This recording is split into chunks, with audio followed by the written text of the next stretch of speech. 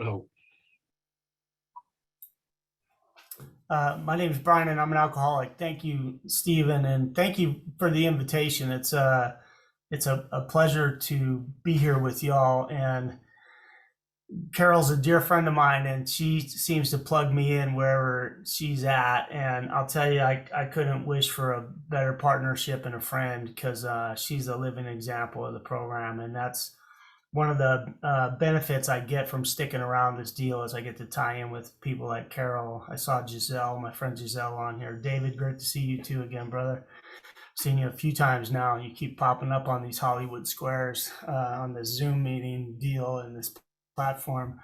Um, and I'm an alcoholic that honestly is number one, a satisfied customer, and number two, severely overpaid in this deal. And one of the byproducts of, I'd say, right living or living the program is that I've got three young children, and I have to just set the platform with y'all. I will apologize now for the interruptions that are bound to come. I got home from work and it's just me and these three littles, and they haven't seen me in a couple days. I've been out of town working, and my twin boys are 4 and my daughter's 5. And forgive me for the interruptions. They're really awesome children and well behaved, and I'll get them out of here just as soon as I can when they do inevitably interrupt me. So stay tuned. And I notice Paul's got a little one on his lap too. Congratulations, brother, and I'm sure you understand what this is about. So um, I'm an alcoholic who I absolutely believe in the biological deal that I'm genetically predisposed to the disease of alcoholism. I'll tell y'all right now that other substances are part of my story, and that I qualify as an alcoholic because I have the disease of alcoholism. I process alcohol different than my wife does, who's one of those average temperate drinkers. And any funeral I go to, which I'll be going to one probably next weekend, another family member died, and I'll see the family tree of alcoholism, clearly, through the services and celebration of life, man. Like I've got that thing in my genealogy. And so for me as a young boy, I'm actually a native of San Francisco, and my dad was a San Francisco cop who his father was a San Francisco cop, and my dad's brother became a cop. And so we got this lineage in San Francisco of this Irish Catholic, well, cops, priests, and criminals kind of in the family tree. And so they had a branch on the family tree for me, and it wasn't as a cop or a priest. And my upbringing with, I'm going to give you guys some background that doesn't make me an alcoholic, but contributes kind of to how you can see how I would seek the comfort of alcohol to change the way I feel. And I'm an alcoholic who likes to feel good. But as a kid, my dad, pretty tough guy, was used to telling people what to do, and they did it. I was a sergeant in the police department, and I was a kid who challenged him at every turn. And I was a challenging kid and challenged his authority. And my dad had this kind of man in the box syndrome teaching thing. Don't cry, suck it up, keep your chin up. And I learned violence from my dad. Like, violence was power, power was control, and men were to be in control. So I had this thing going on at a young age where I had a terrible sense of self-esteem, and I felt like I didn't fit. And when I tell this part of my story, I oftentimes see people nodding their heads because a lot of us come from that background, man, where we have a low sense of self-esteem. And it's programmed from our communities, our parents, our churches, our neighborhoods, our schools. And then as normal people grow up, young people, they reach a certain age and they start throwing away the stuff that doesn't fit, and they choose to hold on to the ideas that they want to define themselves. So as a kid, all these messages I got from my parents, a lot of which, came from me getting in trouble. And I heard an awful lot that I was a sinner from my mom. And when she'd sling the names of the saints, I'd hear Jesus, Mary, and Joseph. I knew I was in trouble. And when she put my middle name in there, Brian Peter Fowley, I knew I was in trouble. And that's just kind of the way it was, man. But I had this thing where I oftentimes felt like there was something missing, like I was damaged goods. And I can remember it at a young age, feeling like God had left a component out of me. And that other kids had that component, that there was something unique about me that was damaged and broken, and I didn't fit. And I often, found myself exhausted trying to measure up to my father's expectations. And so, when I took my first drink of alcohol, I grew up in a middle class cop family.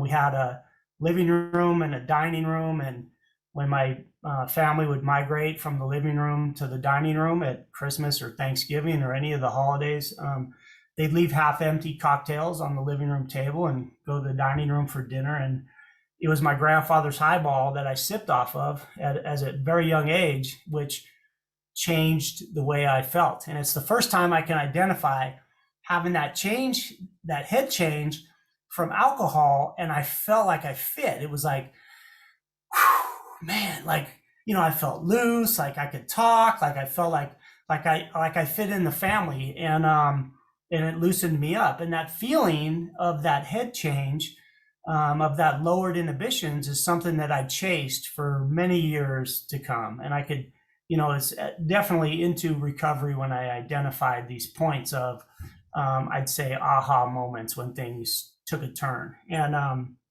so I sought that feeling thereafter to try to change the way that I felt. And as a kid, by the time I was 14 years old, I was done with what was happening in my household, with my dad putting his hands on me and feeling like I was the source of my dad's anger at home.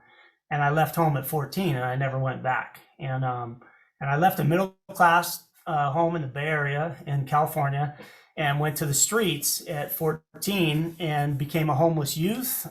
Went to work in the trades and was drinking, in the bars. I would cash my check, at a very young age. And then I would hide out in the corner and start drinking. And, I was with these older guys and always spending my money on Friday. Come Monday, I was broke and trying to work to make money again and trying to find a place to get a clean pair of socks. And so when I left home, I took two coping skills to the streets. One was that alcohol was a solution. It changed the way that I felt. And the other one was violence. And violence worked for me. It changed the way that I felt. And I learned that at home as well. And it wasn't long after I left home that I was having contact with law enforcement, and I was using violence to solve problems. And I had gotten into the system and came back out of the system and never went back home, lived with friends of the family and stuff, and kind of did geographic. It was like a geographic out of juvenile hall. And my disease progressed. And like most of us, the damage was going so fast that, I couldn't see it. And other people could see it. And they identified it as an anger problem. But really what I had, I think, was a self-esteem issue and the alcoholism problem with the condiments of other substances. And I heard an old timer in AA tell me, we were hoteled up in North Carolina doing this conference, and we were sharing a room, and he was telling me about the difference between other substances and alcoholism. And anyway, he described them as condiments to his disease of alcoholism. Like, you buy the hot dog and you lace it up with mustard and relish and, ketchup if you're a weirdo, and, the stuff to make it feel better, taste better. And so the condiments were always a part of my story. And I like that twist on it, that condiments played a part in my story, because they were a big part of it, because I did anything I could to change the way I felt.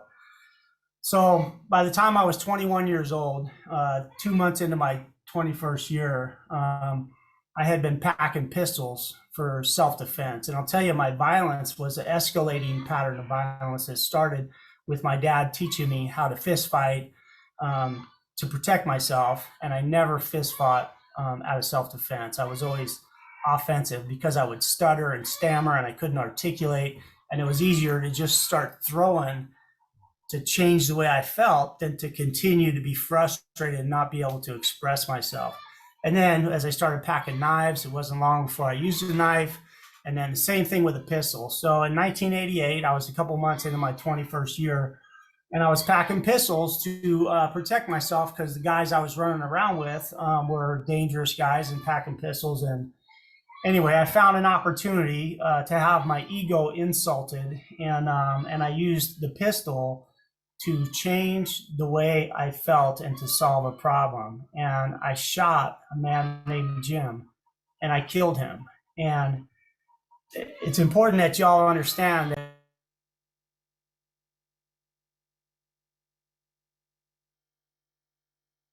Brian, you're muted. You went on mute there just after you shot Jim. You won't know that people. That? We're good? You guys got me? I don't know how that happened. Maybe the universe is telling me to shut up. I'm a murderer. I murdered Jim. I shot Jim, and Jim was unarmed, and we had a beef. And my best solution, my best thinking at that point in my life was that I was going to show Jim who he was messing with. And it was a completely ego-based decision to pull my pistol and shoot Jim. And I murdered him. Okay. And when I shot Jim, I immediately, felt like it was power. It was, I was chasing power. I was trying to control something I had no business controlling. And what happened was, I felt like the gates of heaven had just slammed shut on me, there was no get back for murder. And I knew I was done. I had crossed a line that there was no way I could come back from. Complete despair and hopelessness immediately. And for me, I ran for a few days. I had nowhere to go. Police arrested me, and I lied immediately. I immediately lied and said, I didn't kill anybody. They said, Brian, we know you killed Jim. We just don't understand what went down. So help us understand, what happened, And I told them, man, I didn't kill anybody. And I was a liar. And I had been a liar ever since I took my first drink. I had been a liar with my disease, with alcoholism, drinking, and other substances. I was lying to everybody about me all the time. So it was natural for me. And I just want to say that the natural progression of lying and my disease, of course, led me to being a liar at any chance to try to save my skin or shed myself in a better light than I truly was.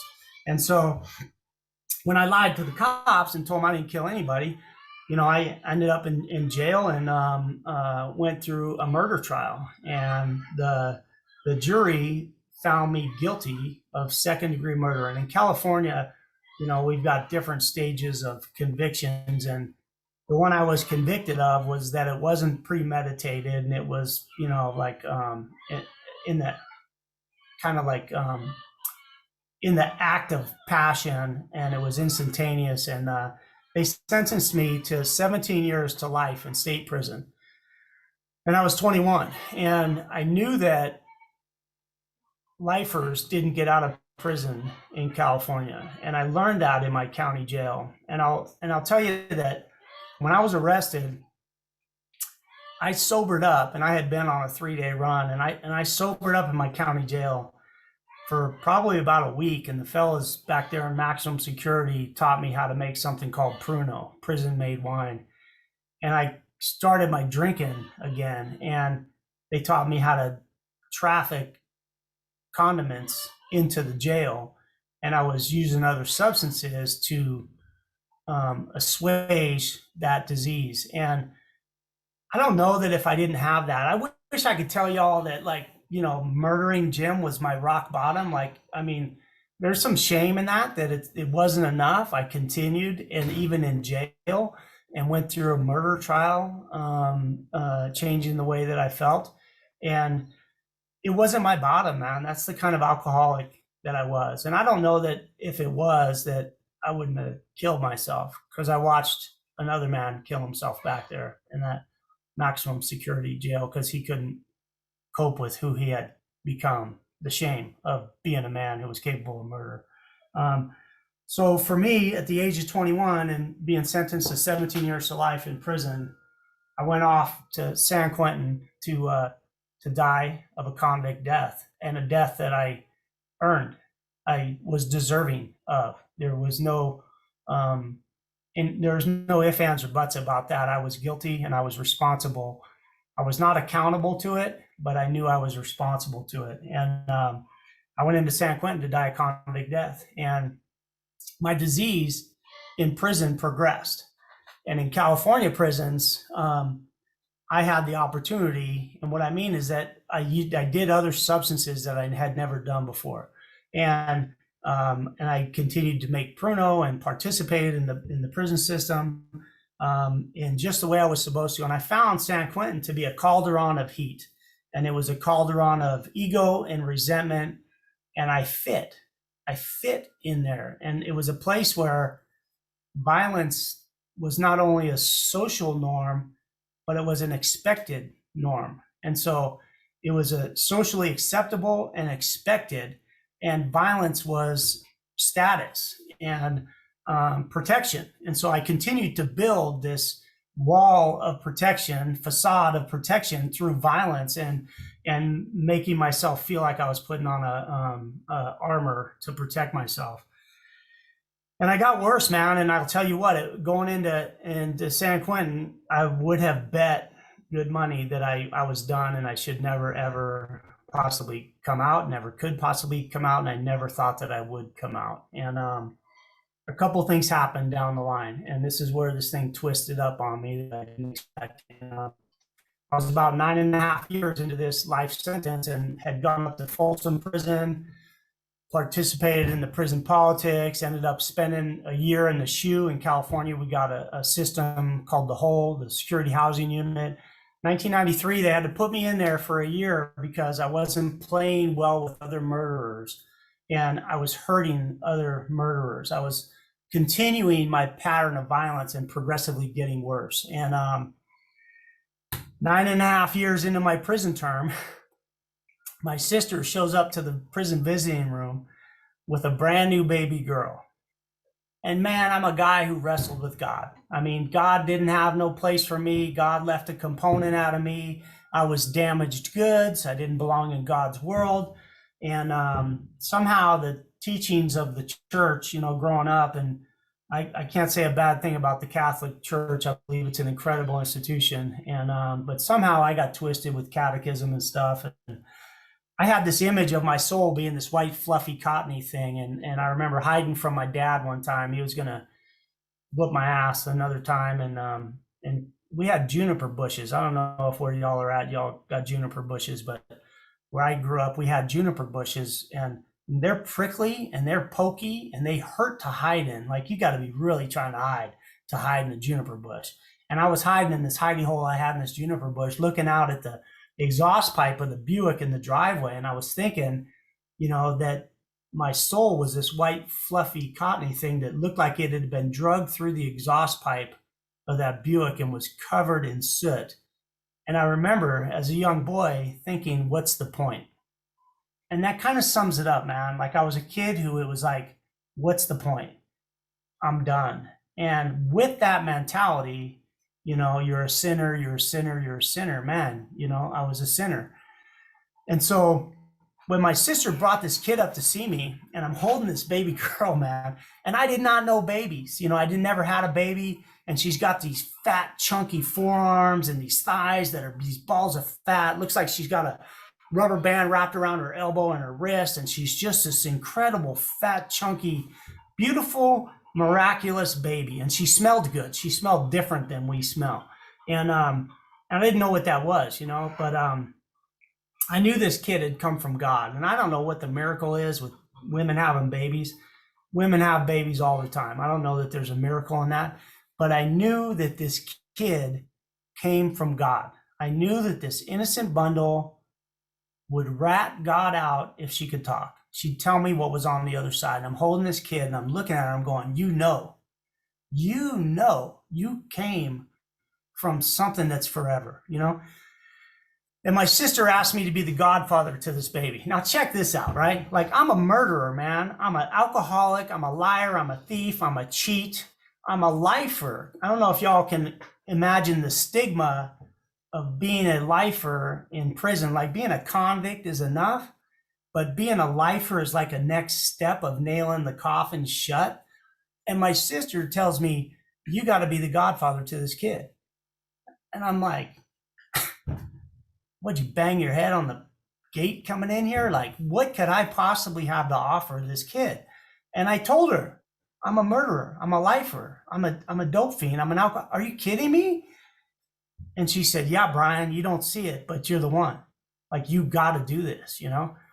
And I was like taken back, and I left there and I was stunned. It was like I took a good shot to the chin, and I hit the yard, and I'm looking around and I'm like, man, what is this? You know, like, the last thing I figured would be coming my way. And I looked around the yard at my homeboys. My homeboys were lifers. I didn't care about the short timers. I didn't care about the guys who were going in and out that I'd seen 5 different times. And lifers in 1997 in California State Prison were getting out of prison in one of 3 ways. They were getting shot to death by prison guards, they were getting stabbed to death by convicts, or they were overdosing on drugs. And any one of those 3 was possible for me. It was very clear to me that those were the 3. One of those was going to be the legacy for Uncle B. My nieces call me Uncle B. And it was going to be Uncle B got shot to death, Uncle B got stabbed to death, or Uncle B overdosed. And I thought maybe if I did something different, you know, I could do something different. I didn't know what that was.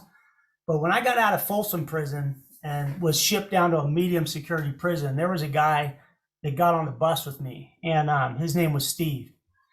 And Steve was doing 27 years to life. And Steve, he was a heavy hitter, man, but Steve had a peace about him. Like, he had a calmness about him. And when we got on the bus getting out of Folsom, we were like, man, we survived, because dudes were getting killed. Like, we were watching our friends get killed, shot and stabbed, and they were dying. And me and Steve felt like, you know, we got a parole. We were going to a medium security. We had survived. And when we got on the bus, hey, baby girl, go play, okay? I'll be with you in a little bit. Thank you, baby. Go ahead. No, don't.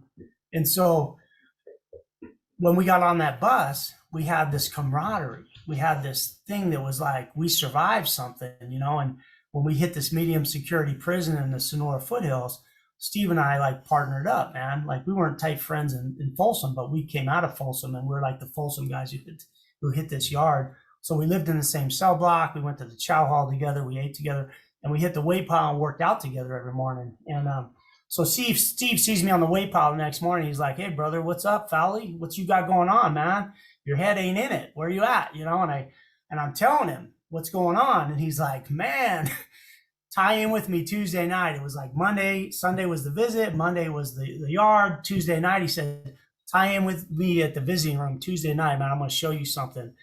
And he took me to a meeting of Alcoholics Anonymous. And he took me to a meeting of Alcoholics Anonymous because in California, we got this thing called hospitals and institutions. And these are these crazy, sober alcoholics who go up to these prisons and beat on the gates to get in tenaciously, like getting canceled at the last minute. You can't come in. There's a lockdown, or someone had got a cold. We're not letting you guys in tonight. These people would show up, man, and give us the room to have a meeting of Alcoholics Anonymous. Steve took me to the meeting, man. Turns out this fool, this guy who had this peace, 27 years to life, and he had this peace, this calm, and I'm going crazy. I'm chasing money. I'm hustling. I'm gambling. You know, I'm in the game. And Steve had this like equilibrium about him, and he takes, you know, he was sober, man. He was sober. So Steve became my sponsor. All right. So Steve took me through the 12 steps, and this is 1997, man. And, you know, I hear a lot of things out here about like meeting makers make it, or you got to have a sponsor who has a sponsor who has a sponsor, you know, this lineage thing. There's a lot of mythology in AA, right, that don't come out of the big book. But what I had was a big book of Alcoholics Anonymous. I didn't have no mythology, right? I didn't have no lineage. I had Steve. You know what I mean? He was a lifer who was sober, and he was the only sober alcoholic that I knew, man. I didn't get to. So if there's anybody here who's new or fairly new, or you're thinking about sponsorship, or you're like on the edge, or you're like in rooms going, I wonder if we're compatible. I wonder if that's the right person. I wonder if we can talk well, or if we got enough in common. Like, hey, BS, man, I call BS on that. Steve was the only sober alcoholic I knew, and he took me through the 12 steps, and I've got a sobriety date of November 9th, 1997, as a direct result of working the 12 steps with Steve. And that's what I had. And it stuck. And it stuck. And it took. And my life got incredibly different and better. And mind you, if it didn't get better, I would have gone right back to what I was doing, man. Okay? So when people say, like, this thing changes, my life got better. And it got worse at first. My first few years of sobriety were tough, man. And I struggled because I had an anger problem. You know, I had this thing where I was sober and I'm beating up my cellies, man. And I'm like, I can't communicate. Like, I got all this stuff. And I'm in a meeting one time, man, this little H&I lady, her name was Patricia. Patricia was a Native American chick, and she had this long black hair, and she was short. And she was so short, guys, that her feet, you know, did this on her little chairs in the visiting room. You know, she would do this. And Patricia told me when I first went to the rooms, she's like, Brian, you got to work these 12 steps, man. You're gonna feel better if you work these 12 steps. I'm telling you, you got to get into these steps right away. And I was like, hey, lady, get off of me, man. Like, give me some room. Like, I'm gonna get to it. Okay, back up, you know. So anyway, like a year later, I'm working the steps, and I got all this stuff going on, and I'm angry, and I was holding the room hostage. And they taught us how to conduct ourselves in a meeting, like not cross talking and stuff. And we sat in a circle in the visiting room. And I was puking on the room, man. I was having a really bad day. And I had the book, and I was saying, you know, y'all said this is going to work, and this ain't working. I feel like this, and blah, blah, blah. And the convicts are like, oh, it's the Brian show, man. Yeah, you know, it's like entertainment. Yeah, Brian's going on one, you know. And Patricia is sitting across the room from me, and she's laughing, and she laughs, and her hair goes back, and her little feet come up in her chair, and she rolls forward. And I'm all, man, this lady right here, damn her, you know. And I called her out, and I said, yeah, you think that's funny, huh? Yeah, you remember you told me this that I'd feel better? You told me I'd feel better if I worked these steps. And she laughed, her hair goes back, her little feet come up. And she goes, yeah, and you do feel better. You feel hurt better. You feel confused better. You feel frustration better. And I was like, oh, man.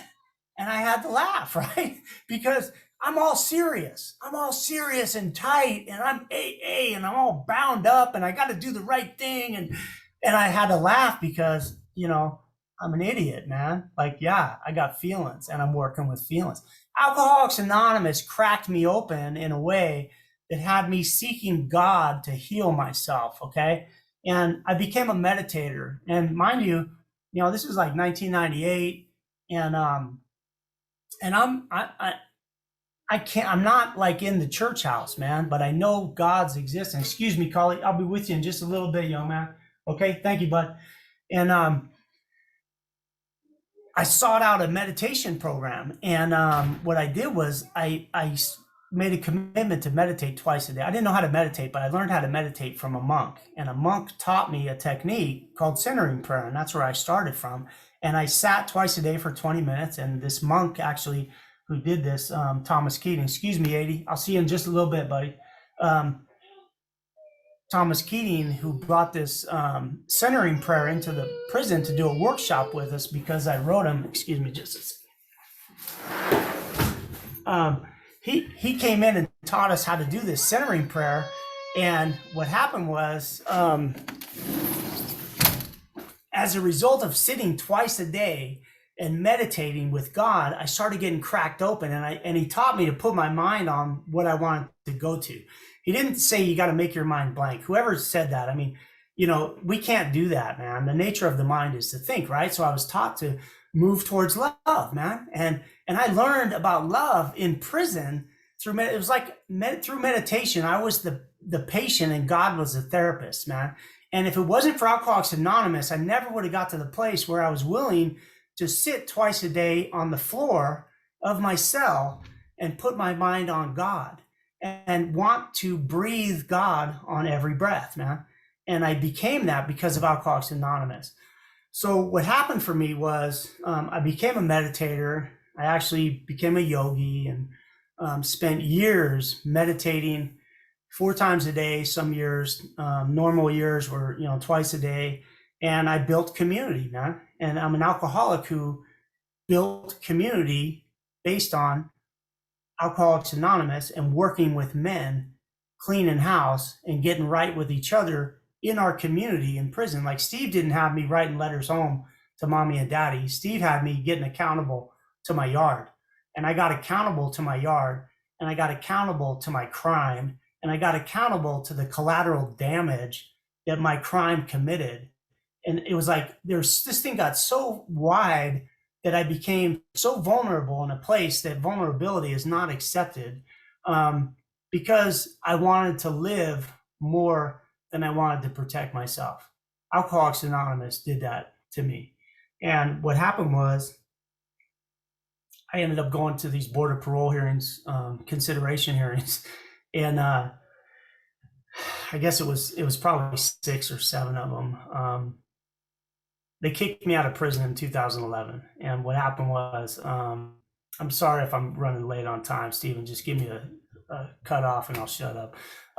What they did was I went through these parole consideration hearings, and I never thought I could possibly get past my crime, let alone the damage that I did in prison. I don't know if it makes sense, but I got worse in prison, and I hurt people in prison. It was like I didn't go in there, repentant and right. I went in there and got worse, and then there was a turn, and I had to show a lot of years of the turn, of building community, of helping people to do better, and of me doing better. And the Board of Parole hearings in 2009 recognized what I had done and the work that I had put in, and they said they believed in me, and they wanted me to go out into the community and continue the work that I had been doing in there.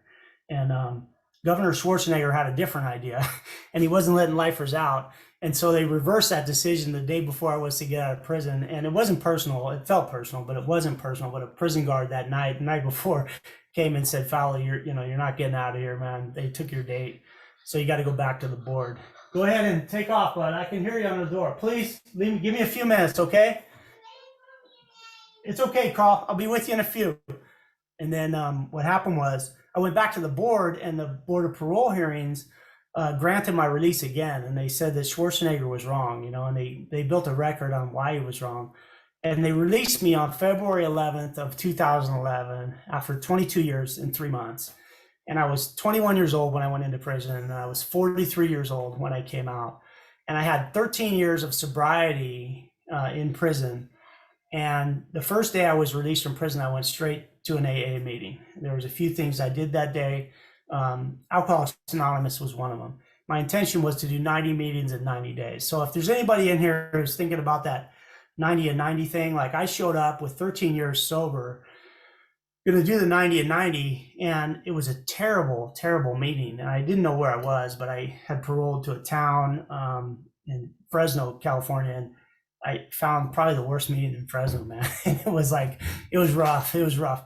And I was like, this sucks. It was like the guys I was working with for years in the joint, we had fellowship, man, and solid recovery. And then it was like, I didn't go back for a few days. Hey, Eddie, can you wait for me, please? You okay?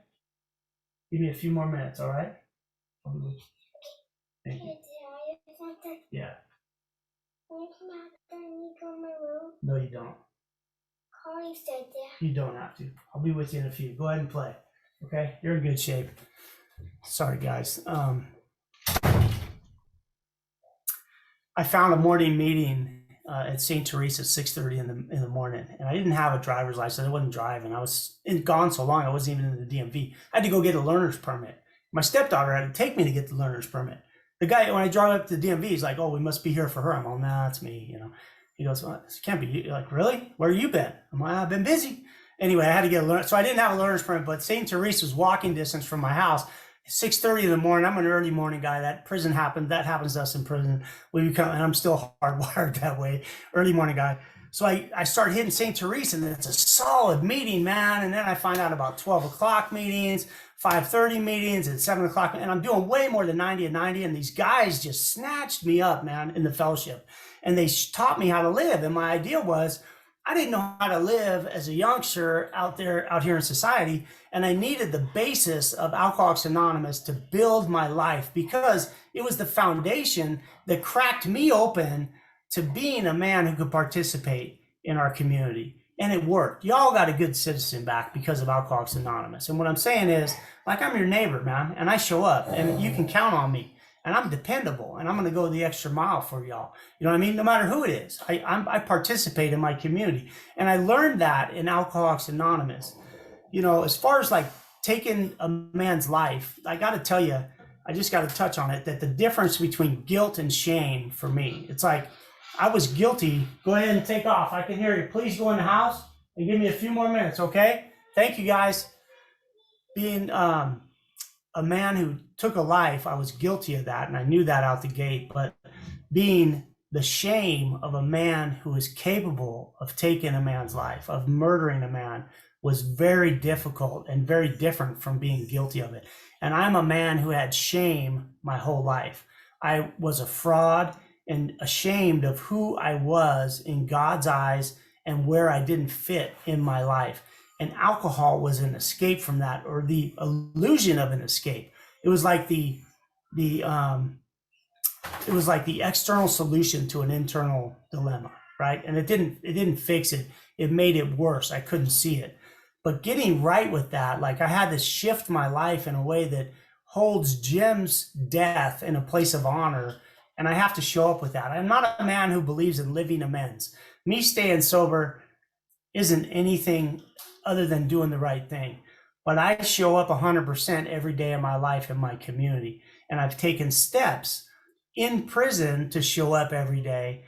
And today in my community, I show up every day. So what I'm saying is, I got the bonus round. Like, I truly got the bonus round through Alcoholics Anonymous.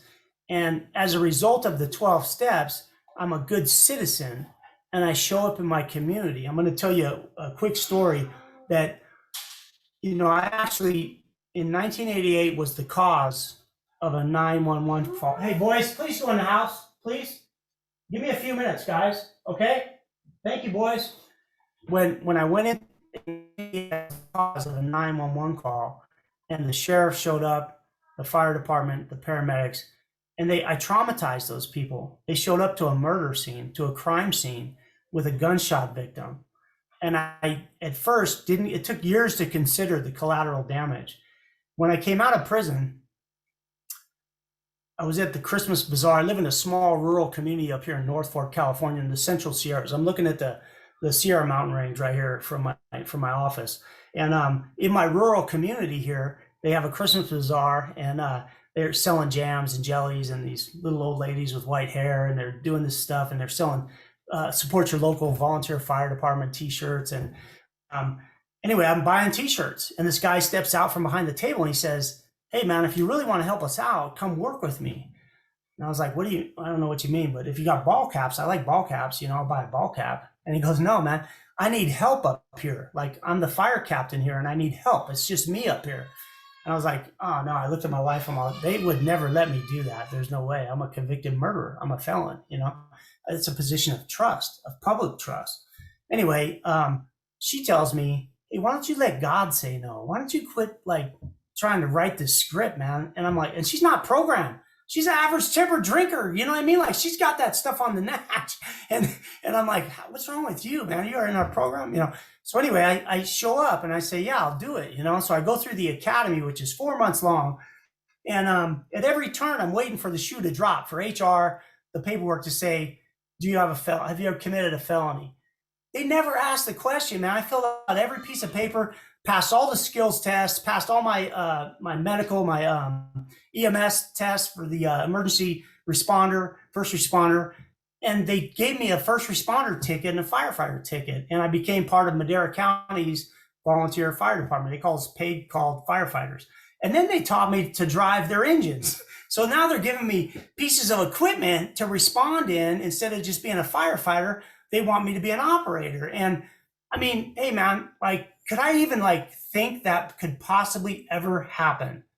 I'm a convicted murderer laying in prison, gonna die a convict death, and I get sober, and the opportunities that open up in front of me are beyond my wildest imagination. And you guys got to understand, I became a very good fantasizer in prison. Like, you know what I mean? Like, fantasy is a big part of prison life. And I couldn't even have fantasized this good that I could ever become that. And I became that. You know, I responded in my community to people on their worst day. That's who Alcoholics Anonymous turned me into. That guy who you could count on your worst day to show up and help you, you know? And thank God that Alcoholics Anonymous creates people like me who get to live the life that God intended us to live. You know, like, I was on a path that was not God's path. And so I'm severely overpaid. You know, I got these 3 children up here. You know, I was never supposed to have babies. You know, I'm up here on 3 acres looking at the yards. I got dogs. I got a pig out there. You know, I got chickens. I got 3 kids tearing it up. And I'm working 40 hours a week, man. And in a career, not a job. I'm an electrician. I'm a union electrician, paying into 2 pensions. And guess where I learned that trade? Yeah, in the joint. I learned how to be an electrician in the joint.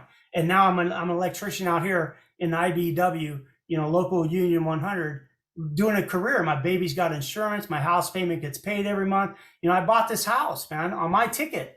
And yeah, things got good as a result of working the 12 steps, as a result of reading the big book of Alcoholics Anonymous, not having mythology or opinions, but the program of Alcoholics Anonymous and the 12 steps. So I got to like circle back to that.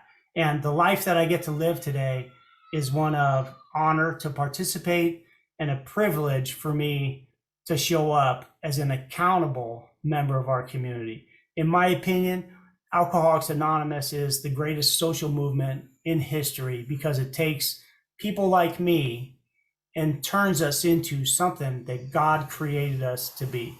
And I am not unique. Our rooms are filled with men and women just like me. And what happens is when we get sober, we get accountable and we show up, and we are a powerhouse of love and loving God people. So my thing is God on every breath. And I learned that in AA, to breathe God on every breath. And when I do that, I do the next right thing. So thanks you guys for having me. Sorry I probably ran a little bit long here. Pleasure to be with y'all. My name is Brian, and I'm a satisfied customer of Alcoholics Anonymous. Thank you, Stephen.